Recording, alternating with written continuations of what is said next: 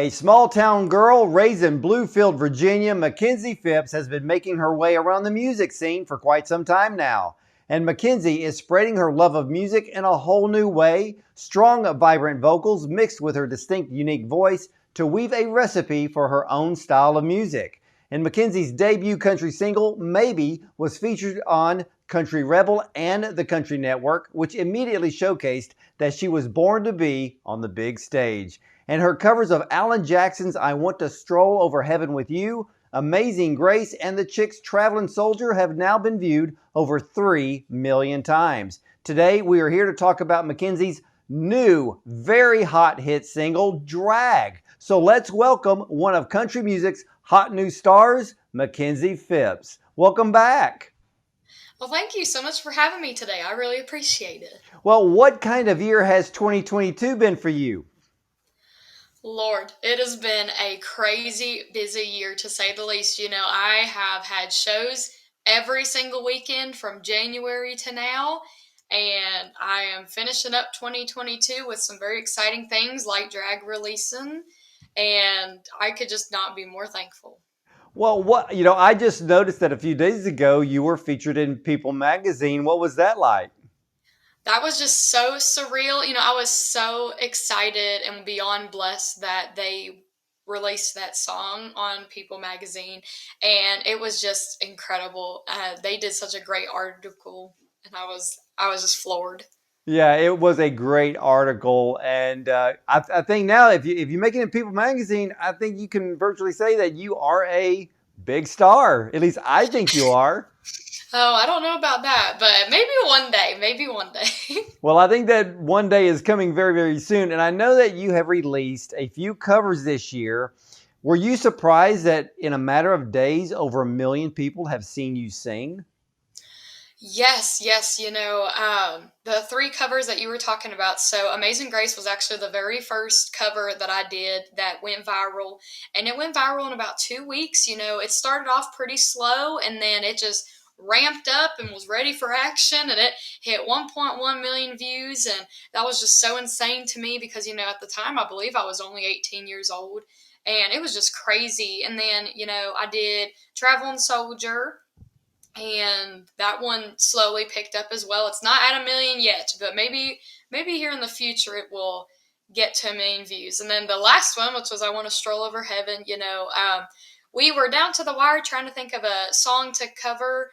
And, my Aunt Zena had talked about she loved that song, and I had learned it. I was starting to learn it in the past, but I never got around to it.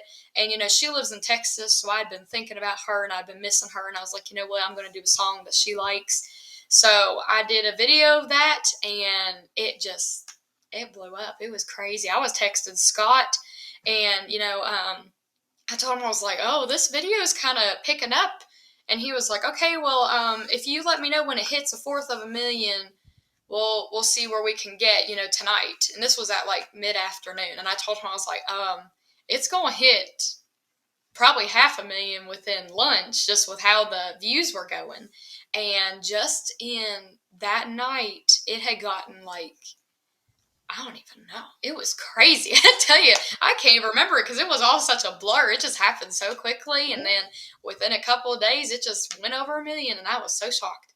Well, it was funny because Scott and I were literally emailing each other when all that was going on that very day. And he's like, this thing's going through the roof. And he goes, can you do something with that and get it out there through social media? And I said, yeah, I was just like, you bet. Because then when I saw it go past, like you said, it went past the 500,000 extremely quick. By the time I got back with him, I think it was right at 1 million views. And do you have any reason as to why that particular song just took off? The good Lord. That's the only reason I can think of is the good Lord above.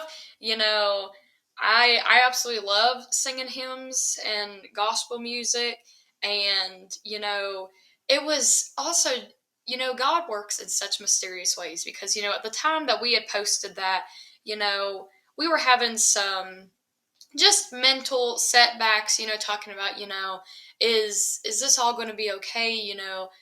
Am I doing the right thing with my music? Am I going down the right paths? And, I was like, I need a sign to show me that things are going good for me and everything like that. And I kid you not, that is when I had uploaded that song. And I just believe to this day that God works in mysterious ways. Well, I will say this, God answers prayer, and he definitely gave you a strong confirmation that you're on the right path. Yes, yes, he did. It was so shocking because, like you were talking about, I was texting Scott. We were going back and forth on numbers. It was like I was talking to him on the phone when he was planning the release for it, and he was like, I'm going to be sending this to so and talking about the views, and just us being on the phone, it's like every minute it went up 1,000 views, and it Well, was yeah, just because insane. we were emailing each other back and forth into the evening just about the song that you did. And ladies and gentlemen, you have to check out that song. It's on YouTube. So if you want to look up Makenzie Phipps, you want to look up the song. That's Alan Jackson's "I Want to Stroll Over Heaven with You," but Makenzie is singing it. And this thing took off like wildfire. But I will tell you right now, Makenzie, I am literally in love. I bet I've already listened to the song 20 times. And I'm being honest, that's true. I did. Of your new single, Drag. And it's just what country music needs right now. It's a very different song from what I know from things that I've heard and read that you've come from a very religious upbringing. So is Drag a bit of your inner rebel coming out? Yes, I was just so fortunate to have been given the opportunity to get to go down to Nashville, Tennessee this summer. And, I got to go in studio with Grammy nominated producer Mr. Sal Oliveri. And he was just so incredible during that whole process. And he introduced me to so many talented individuals. And he's actually the one that pitched the song to me because I got to go down and record 6 songs, three of which I had co written on some, and it was songs that my backup singer and guitarist Shane Begley had written. And the other three were songs that were pitched to me from Nashville songwriters. And Drag happened to be one of them, and I took a listen to it, and I was like, I absolutely love this song, and I think it'll be a hit, hopefully. And we got to recording it, and I just love how it turned out, and I've gotten so much great feedback on it already, and hopefully within the end of this month it could grow to whatever it wants to grow to. Well, I'm sent songs literally on a daily basis. When I heard Drag for the first time, I was sitting there going, "This is a hit. This song alone could be a monster hit on the radio." And what I love about Drag is that the hook of this song is so incredible, and then the chorus makes you want to sing it over and over again. And at the same time, you can visualize the story within the song. Can you kind of explain to the viewers the story behind Drag, or the Well, story that's trying to be portrayed in the song? yes. So, as far as the story goes, more so on a premise, the song's just talking about, temptation and talking about, there's some things in this world that you maybe shouldn't do, but you're just tempted to do along with peer pressure and everything like that.